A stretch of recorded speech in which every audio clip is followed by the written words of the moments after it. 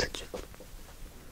Alors, comme vous pouvez le voir juste là, je vais faire...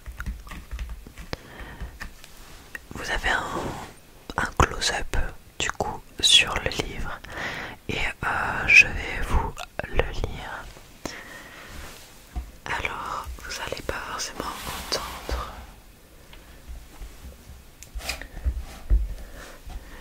super bien les bruits de page, mais en tout cas, ça sera mieux pour moi et pour vous. Je peux vous faire vraiment un chuchotement beaucoup plus près du micro. Alors, nous avons chapitre 1, la vie de princesse.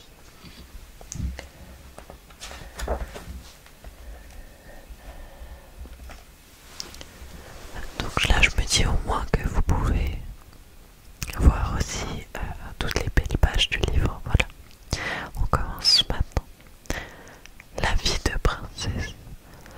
Une princesse vit dans un château qui comprend des dizaines de chambres, de grands et de petits salons, des salles de réception, une immense cuisine, des cachots pour les méchants et des souterrains secrets.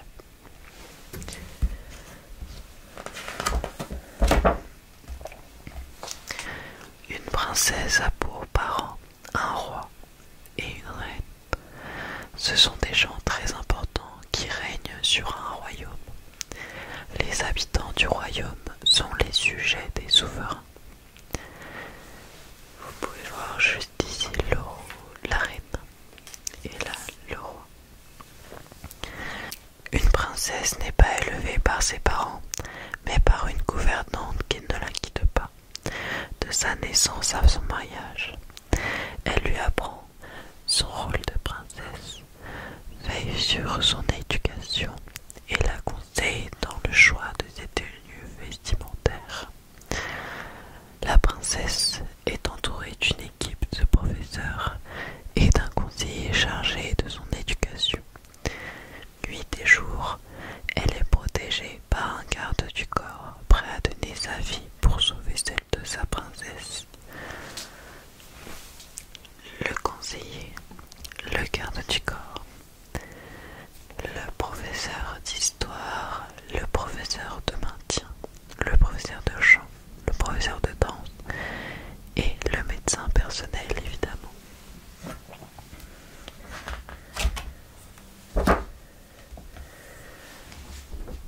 Je suis désolée si vous entendez des ronronnements dans le fond, c'est mon chat. Alors, la princesse est réveillée tous les jours, à la même heure, tout en douceur, au son de sa musique préférée. Dès qu'elle ouvre les yeux, on lui apporte sa robe de chambre et on lui avance ses mules, que ses petits pieds n'aient pas froid. Son petit déjeuner terminé, la princesse prend son pain. Elle se plonge dans du lait d'ânesse, parfumé aux pétales de rose, afin que sa peau soit toute douce. Puis, on s'occupe de ses cheveux, de ses pieds et de ses mains. Tout doit être parfait.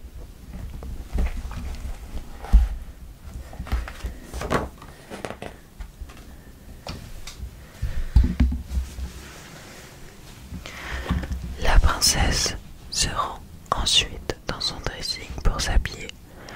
Le choix de sa tenue est important et délicat, car il dépend de ses activités et des gens qu'elle va recevoir. Sa fidèle gouvernante est toujours là pour la conseiller. C'est aussi au dressing que le courtier personnel de la princesse vient faire les essayages des nouvelles robes. C'est toujours très long, car il faut choisir le chapeau, les chaussures et les bijoux qui vont avec.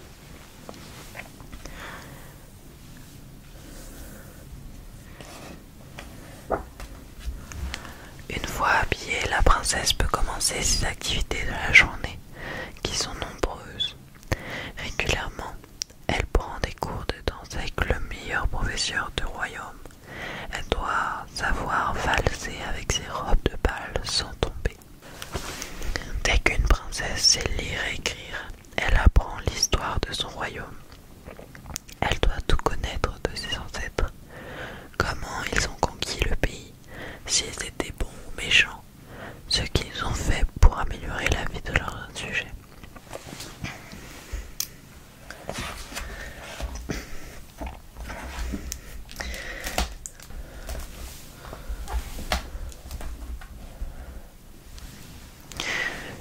princesse ne met pas les coudes sur la table.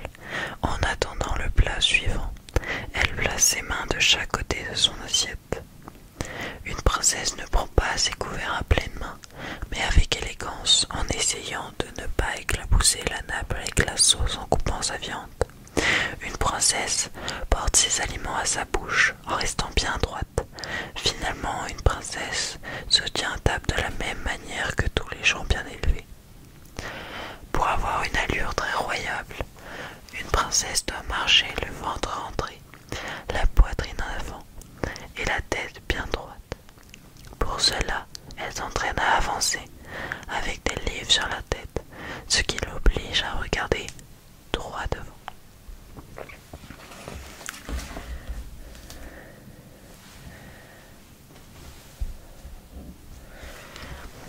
Une princesse doit savoir se tenir parfaitement bien en toutes circonstances, même si elle est fatiguée ou si elle s'ennuie. Quand un homme veut dire bonjour à une princesse, il s'agenouille devant elle et dépose un baiser sur le dessus de la main qu'elle lui tient. Quand une princesse est en présence d'un roi ou d'une reine, elle se doit de faire la révérence, c'est-à-dire qu'elle doit s'incliner devant eux. Quand elle se tient debout, elle doit rester bien droite, sans se balancer d'un pied sur l'autre. Si elle s'assoit, ne croise pas les jambes, elle tient ses genoux serrés l'un contre l'autre. Une princesse reçoit beaucoup de lettres, elle ne répond pas à toutes. Son conseiller sélectionne les plus importantes. Son courrier est cacheté avec de la cire sur laquelle elle grave ses initiales à l'aide d'un tampon.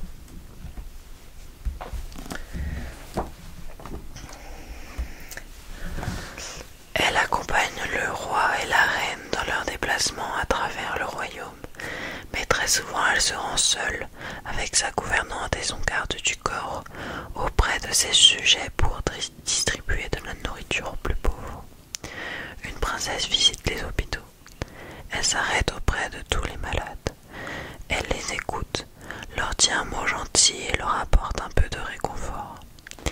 Elle s'occupe ainsi des orphelins et veille à ce que tous ces petits, privés de papa et de maman, ne manquent de rien. Elle leur donne un peu d'amour. Certaines après-midi, la princesse organise un goûter pour des jeunes filles de bonne famille. À tour de rôle, elles sont invitées à sa table et, entre une tasse de thé et des petits fours, elle commente les nouvelles du royaume. Pour compléter l'éducation musicale de leur fille, le roi et la reine invitent des musiciens, parfois même d'illustres inconnus, pour interpréter des morceaux de musique des derniers compositeurs à la mode.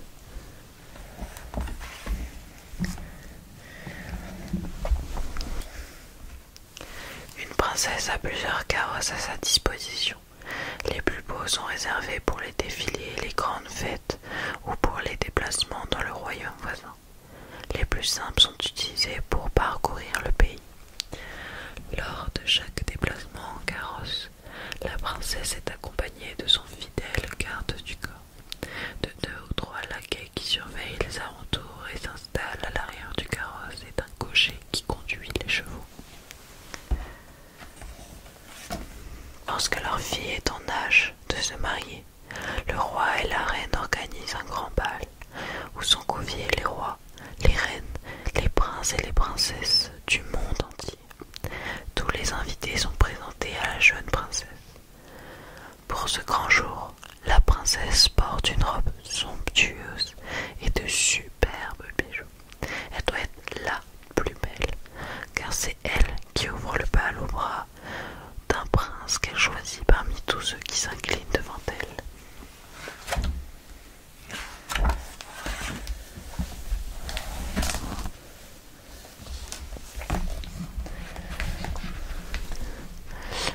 Le destin d'une princesse est d'épouser un prince et de devenir reine à son tour.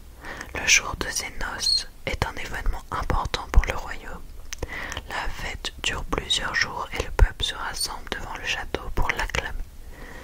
Pour son mariage, la princesse porte une magnifique robe avec une longue traîne. Son grand voile est maintenu sur sa tête par une couronne royale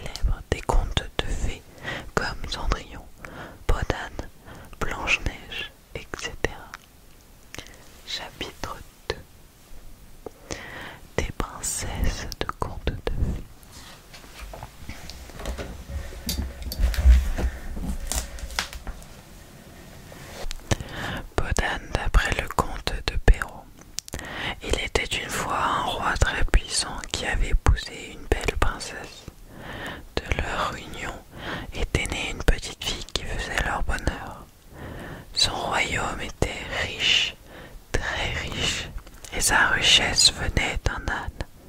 Cela peut paraître étrange, car, à le regarder, l'animal ressemblait aux autres, sauf qu'au lieu de laisser des grottes dans sa litière, il produisait des pièces d'or, des centaines de pièces d'or que l'on ramassait tous les matins.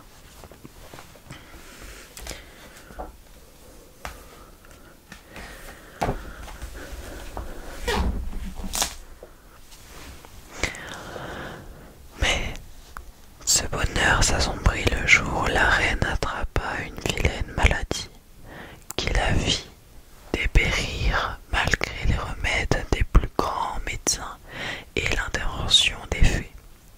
Au moment de mourir, la reine fit promettre au roi de se remarier uniquement avec une femme plus belle qu'elle. Après sa mort, le roi pleura pendant de longs mois. Il était inconsolable. Mais le royaume devait avoir un héritier, et le roi dut accepter de se remarier. Il reçut beaucoup de princesses et examina de nombreux portraits, mais aucune jeune femme n'était plus belle que la défunte reine. Une seule correspondait au serment fait à son épouse, sa propre fille. Alors le roi supplia sa fille de l'épouser. La pauvre enfant, épouvantée par cette incroyable demande, s'enfuit du château et alla se réfugier chez la fée des lilas, sa marraine.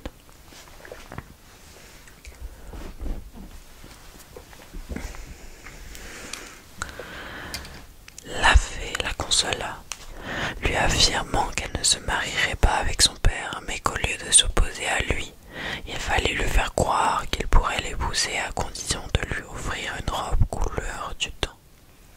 Le roi réunit les meilleurs couturiers, trouva les plus beaux tissus, les pierres précieuses les plus rares, et 2 jours après, il offrit à sa fille la robe couleur du temps.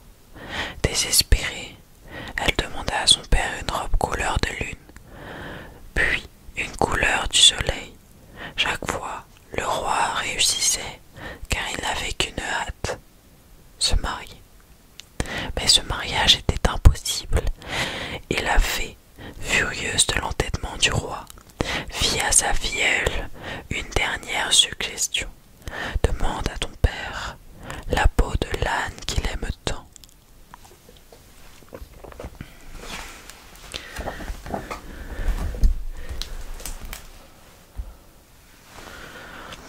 Mais le roi, qui perdait un peu la tête, ordonna sur le champ que l'on tuât la pauvre bête, et la peau de l'âne fut déposée aux pieds de la princesse. La fée conseilla alors à sa filleule de s'enfuir du château, de revêtir la peau de bête pour ne pas être connue, et lui confia une baguette magique qu'elle n'aurait qu'à frapper sur le sol pour faire apparaître une malle pleine de vêtements et de bijoux.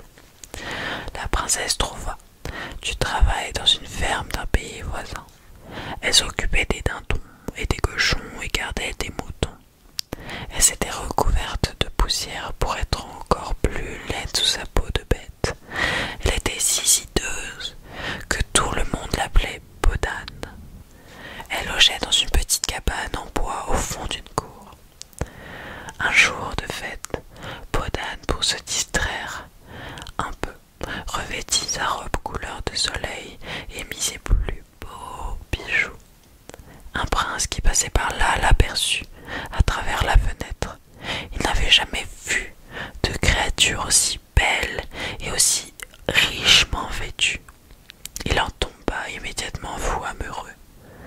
Il demanda au fermier qui habitait cette cabane. Quand on lui répondit que c'était une gardeuse des moutons laide et sale, le prince crut qu'il avait rêvé. De retour chez lui, il se sentit très mal. L'amour qu'il avait ressenti lui tournait la tête et une terrible fièvre s'empara de lui et le cloua au lit. Sa mère voulut l'aider.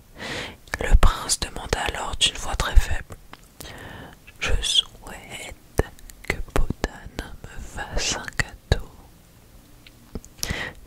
Aussitôt prévenue, la princesse se mit au travail, mais alors qu'elle pétrissait la pâte, sa bague tomba dedans. Quand le prince que seule une princesse pouvait porter un tel bijou.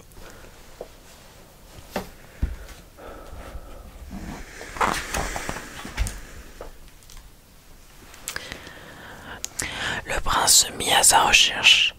Toutes les princesses, les duchesses, les baronnes défilèrent devant le prince, qui voulait faire essayer lui-même la bague. Mais aucune n'avait le doigt assez fin. On vit alors venir les femmes de chambre, les cuisinières, les filles de ferme. Mais aucune n'avait le doigt assez fin. Le prince exigea qu'on lui amenât peau d'âne. Tout le monde se moqua de lui. Cette grasseuse ne pouvait pas être une princesse. Mais quand, dessous la peau de bête, sortit une petite main, toute blanche, et que la batte s'enfila sur le doigt si fin, tout le monde fut surpris. Et quand, d'un geste, la princesse fit tomber sa peau d'âne, le prince tomba à genoux, ébloui par tant de beauté. Le prince voulut épouser sa belle princesse sans tarder, mais celle-ci voulait obtenir le consentement de son père. On lui envoya donc une invitation. Le roi, son père, avait fini par épouser une reine très belle, et il fut ravi de revoir enfin sa fille, qu'il avait cherchée dans tout son royaume.